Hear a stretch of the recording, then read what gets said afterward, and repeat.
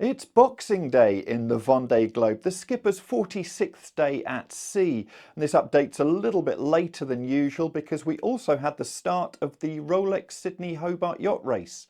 And we've done a video of that, which I hope you also enjoy on this channel. We bring you a little clip from Nico Lundven, which shows you what it's like on board an IMOCA in a storm at night.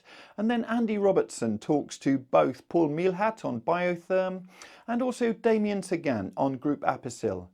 We then show you a little clip which two boats further back in the fleet who are having another battle, and you can see even though this race is thousands of miles in, boats are sailing still side by side at times. We then take a look at the tracker, the leaderboard, and also PredictWind options for Richomme, who up at the front is having just as close as normal battle with Charlie Dalin, and then get a short update from Oliver Heer on Tut Gut.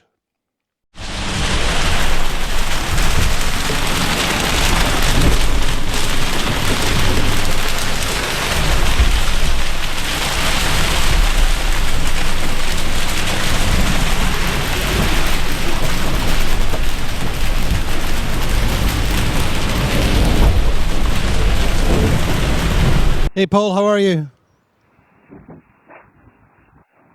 Hello, I'm fine. A little bit cold as you see, but it's okay. And how was your Christmas?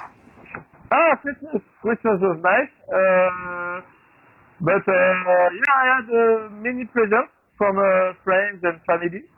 So it was nice to open that and celebrate. All food was a bit different because I have fried foie gras and chocolate for dessert. So no, it was good, and we are sailing with good condition with a concurrent around me. So yes, it's a good time for biotherm and me. And you're a little bit further north at the moment than your main rivals. Yeah. It's crazy because I was saying with just before we are not 59 but 58. I think that maybe close to 59 degrees south, and there are not really darkness. So it means that we have sunset and sunrise, but between it's not night. And it's the first time for me. I did not race Vendée Arctic because I was doing ocean race, but it's a good experience. And what about your passage to Cape Horn? How will the weather be? Actually, we are 900 miles, 800 miles from Cape Horn, and unfortunately, I think we're gonna cross offshore and not close to the island, so I'm a bit sad. But I hope that the forecast will change. Sorry. So yeah, because the forecast is wind is from northwest, so it's a bit of no wind just under the mountain. So yeah, we will see. Anyway, how are you? How are conditions? The Pacific is better than the Indian Ocean. Yeah, I'm good. After my accident last week, I try to keep my neck and my feel good better and better. So and the weather condition now is quite nice. I expected a bit more wind, but unfortunately I have less than 15 knots of wind. So well, so that's life for the moment. I try to do my best with the condition I have, and in few days it will be the Point Nemo, and after we will see what will happen just before the Cape Horn. What's your ambitions before Cape Horn? For the moment we expect a big win for the Cape Horn, and we will see. I'm not in the position to attack every time. My position in the fleet is not really good. So I just want to sail day after day, to sail good, to sail safe, to arrive to the Cape Horn with a boat in good condition. And I know after in the South Atlantic, it's really hard to sail, and but maybe it's an opportunity to have a good South Atlantic maybe. But if I want to have a comeback, I need to have a boat in good condition. And a skipper in good condition. Yeah, also, yeah. Anyway, good to speak with you, and all the best, Damien. Thanks for talking to us. Thank you. Ciao. Have a good day. Bye-bye. Bye-bye. There are battles within battles throughout the Vendée Globe fleet, and we were sent this great footage by Guirec Saudet on freelance.com and Eric Bellion on Standards 1 Altavia in a battle for 28th and 29th place. It started off with freelance.com ahead, but Standards 1 Altavia is now in 28th. The tracker at 1000 hours UTC shows us that Yoann Richomme and Charlie Dalin are almost inseparable, just 9.4 nautical miles between them, but they are in very light winds, which has allowed Seb Simon, who is approaching the Falkland Islands, to catch up and is now only 569 nautical miles behind the leaders. The group from 4th to 11th, who are approaching Cape Horn, sees Thomas Rouillon now pulling out a lead of over 200 nautical miles over Jérémy Bayou, and we can see that Justine Metro has moved up to 10th place and is actually very close, just 2 nautical miles away from Sam Goodchild in 9th.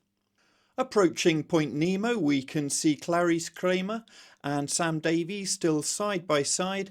And a bit further back in 17th place, we've got Jean Le Cam, who is still the leading daggerboard boat. The ranking really reinforces just how much those leaders have been slowed down by the light winds.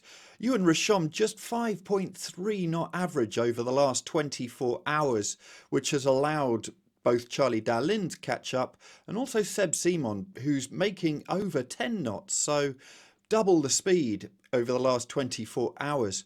Thomas Rouillon there in 4th will be the next to round Cape Horn. We can see that Boris Herman has less than 40 nautical miles to overtake Nico Lundven, so he continues his charge. As we go down the rankings there, we can see Jean Le Cam there in 17th place. He's averaged only 10 knots over the last 24 hours. And go down a little bit further, we've got Conrad Coleman now in 26th place, a decent 14.61 knots over the last 24 hours. SailWorld.com's New Zealand editor Richard Gladwell has done routing options on PredictWind for Yoann Richomme. We're first going to show you this global view so you can see how he has to make his way up the South American coast towards the equator. There are various options here, and those blue, light purple areas are where you can see the very, very light winds. And so there are various holes so they have to navigate. It's then a case of using those North Atlantic storms to make their way back to Les Sables d'Olonne. And as you can see at the moment, it's looking like a very northerly option is going to be the best because of light winds just further south. Let's take a look really close in on this to see how these holes and these breezes play out, and it really is a case of weaving left and right to make sure you stay in the breeze. As to whether Yoann Richomme or Charlie Dalin uses this to the best, we're going to see, and I'm sure there's going to be a lot of snakes and ladders as they make their way up to the equator. It's after that point that we start to see how they have to take a far more westerly course than we might expect, but using those pressure systems that make their way across the Atlantic to the best effect. Remember, the shortest distance is not always the best distance for an IMOCA yacht, especially when you're foiling. It is finding the best breeze, and if you have to take a far longer distance, if you're going much quicker, that is not a problem. Hello everyone, it's Ollie on board Tut Gut on day number 46 of the Vendée Globe on Boxing Day. I've reached another milestone, in fact 2 milestones. I officially passed the halfway mark and I've entered the Pacific, so I thought it's a great opportunity to grab the globe again. As you remember, we set off in Europe, down the North Atlantic, across the equator, across the South Atlantic. Last time I had the globe out, we were just leaving Africa behind us, and now in the last 2 weeks I basically was just sailing due east in the Southern Ocean. In the Indian Ocean it was quite windy, so I'm very glad that I'm leaving this ocean behind me. The last couple of days were actually quite nice, flat water, not too much wind, so I was able to recharge my batteries and sort some minor issues out on the boat. And now we've just passed the most eastern cape of Tasmania, which is the official definition of the start of the Pacific. In 2 days' time I will reach the dateline, the end-time meridian, meaning from then onwards even my time zone will get closer and closer again to Europe. After weeks of downwind sailing, I unfortunately now have to do quite a bit of reaching and upwind sailing. Tonight is very windy, next 24 hours, 35 to 50 knots. Then it will drop down again, but it's upwind sailing, it's not that fast of a progress, so the first third of the Pacific doesn't look like it will be a very, very fast ride. But that's okay, I'm in good spirits. I'm wishing you all some very nice holidays, and I'll talk to you again soon. Cheers, bye-bye. Thank you for watching today. Please do also take a look at our video of the Rolex Sydney Hobart Yacht Race. Some amazing conditions there for the start. Thanks so much for everybody who's subscribed so far. We've gone over 23,000 subscribers. If you haven't already, please take a look and use the button down here. And take a look at sailworld.com and yachtsandyachting.com, because we are bringing you continuous news from both races and everything else that's happening in the sailing world during this Christmas period.